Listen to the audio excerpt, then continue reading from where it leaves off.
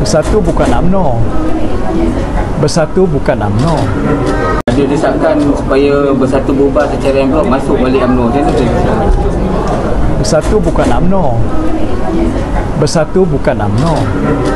Seolah-olah Bersatu ni ex-UMNO pun sekali bubar masuk balik UMNO. Kita bukan UMNO. Keduanya kita badan yang tertubuh. Kalau ikut kiraannya, jumlah ahli parlimen kita lebih besar daripada UMNO. Adun kita pun ramai juga. Dan kita bersama dalam Perikatan Nasional. Kita sudah bersama dengan PAS. Dan negeri utara semua di bawah Perikatan Nasional. Keras Perikatan Nasional, PAS dengan Bersatu. Ini sebahagian daripada apa orang kata bukan alasan, tapi bukti bahawa kita akan terus hidup sebagai sebuah pertubuhan politik yang sah dari sudut undang-undang. Kita tak ada masalah. Dan kita hadir dengan berdiri atas prinsip yang saya fikir betul. Kita tak pernah mengorbankan prinsip asas perjuangan kita.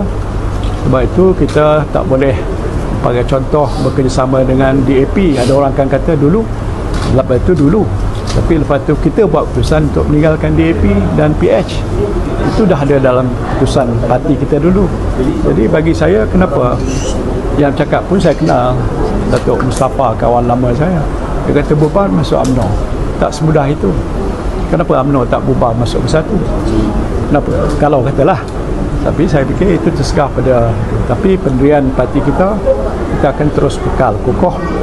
Kita dah bekerjasama dengan PAS, kita betul satu gabungan politik yang mantap dengan pergerakan, dengan MIPP dan ramai daripada pihak parti-parti lain.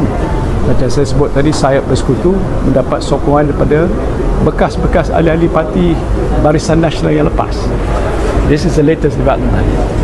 Jadi bagi saya, apa yang telah kita mulakan itu adalah sesuatu yang betul, dan kita akan terus hadir dalam kancah politik negara sebagaimana yang kita telah mulakan hampir 8 tahun yang lepas.